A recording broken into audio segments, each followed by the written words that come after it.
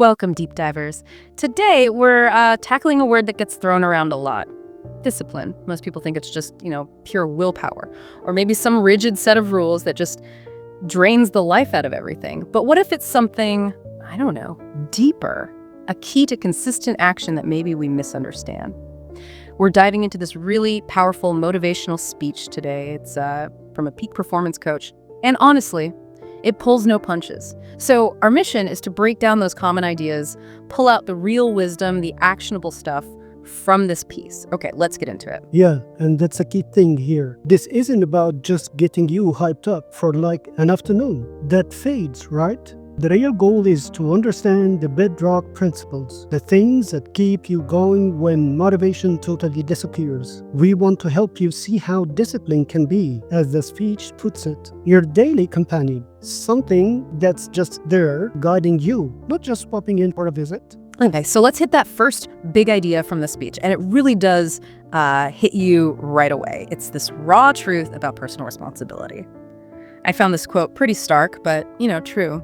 Nobody's coming to bail me out. Nobody's coming to get me out the door and exercise. Nobody's coming to write the business plan for me. I got to do it all myself. It's, wow, an instant wake-up call. It forces a massive shift in how you see things, doesn't it? Realizing that you're the only one tripping you up. And what's interesting is it's not just about action. It's about accountability, holding yourself to a higher standard than anyone else possibly could. Like building this internal compass, almost demanding but also supportive. That idea of nobody's coming. Yeah. It's powerful.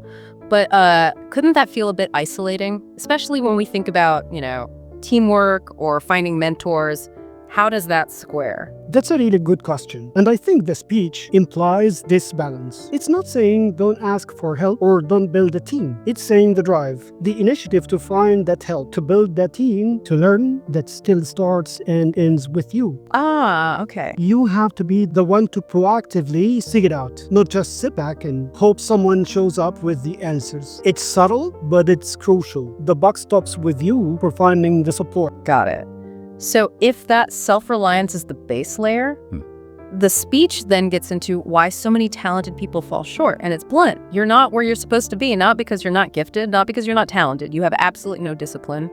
Oof.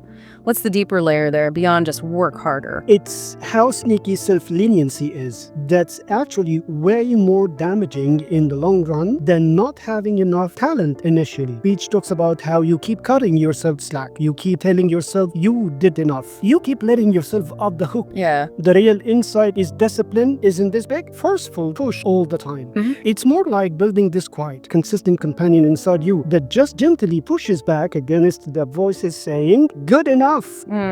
It's winning those tiny negotiations with yourself, minute by minute. That's what adds up. That cycle of cutting yourself slack, that's incredibly relatable, isn't it? So how do you even start to notice that in yourself and break free?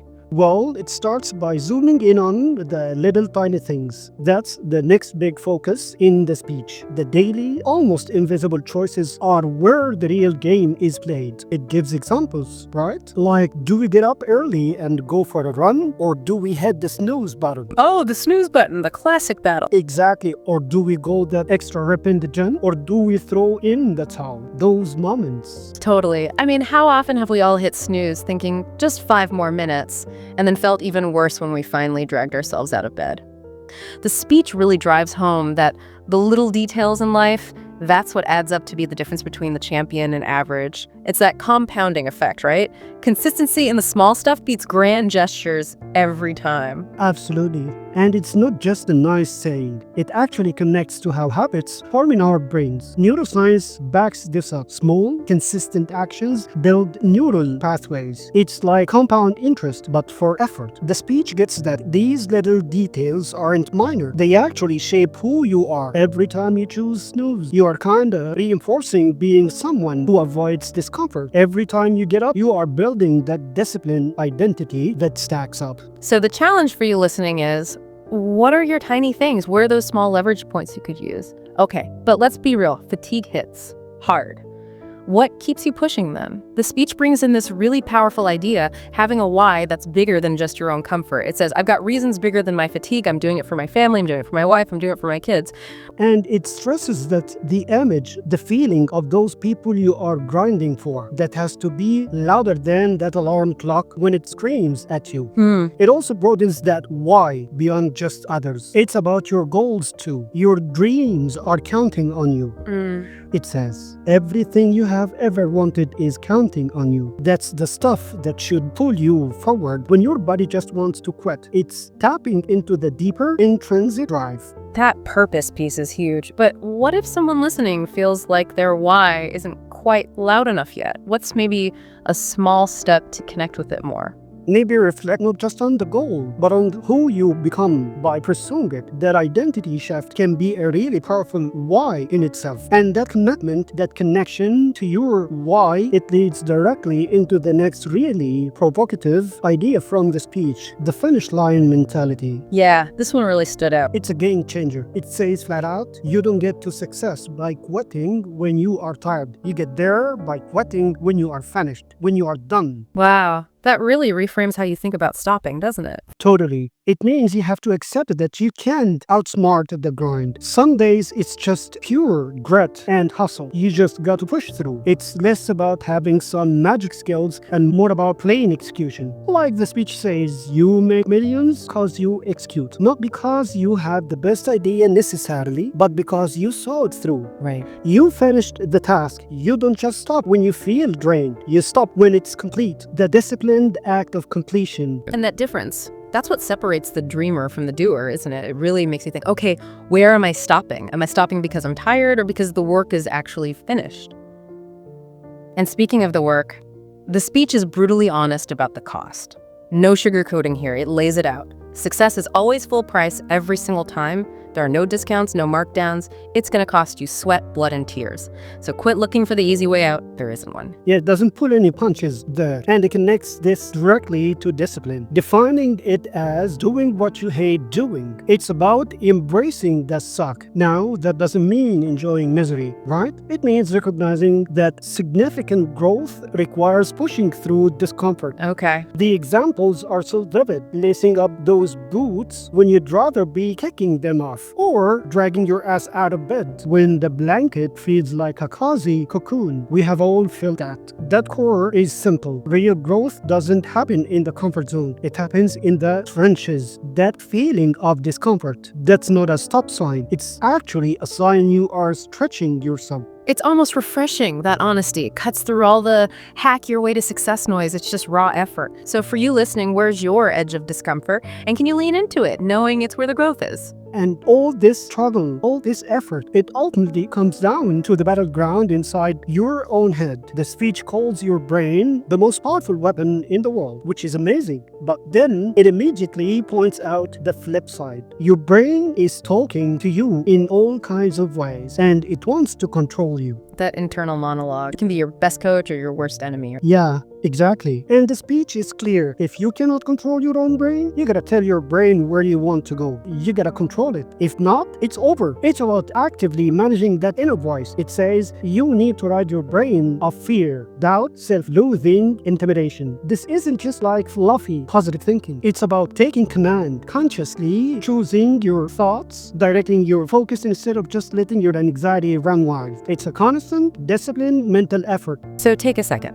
What's your internal chatter like right now? How can you start actively training that voice to be supportive, to keep you on track instead of derailing you? And then towards the end, the speech hits you with this challenge. We all want to be a beast, but do you know what a beast is?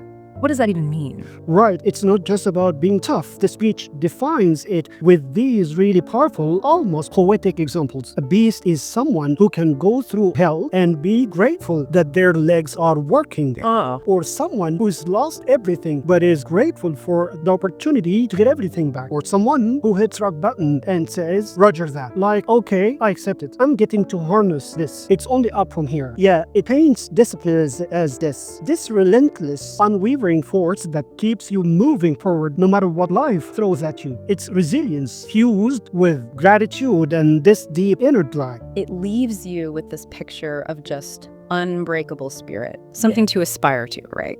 To cultivate that kind of drive, finding purpose, even when things are incredibly hard. So let's try and wrap this up. What's the core takeaway from this deep dive?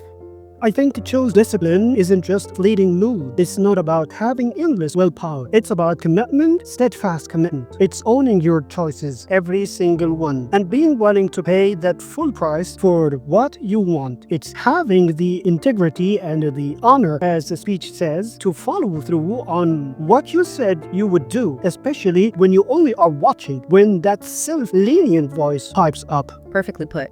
And that ties into another powerful line from the speech. Regret weighs tons, but discipline weighs ounces.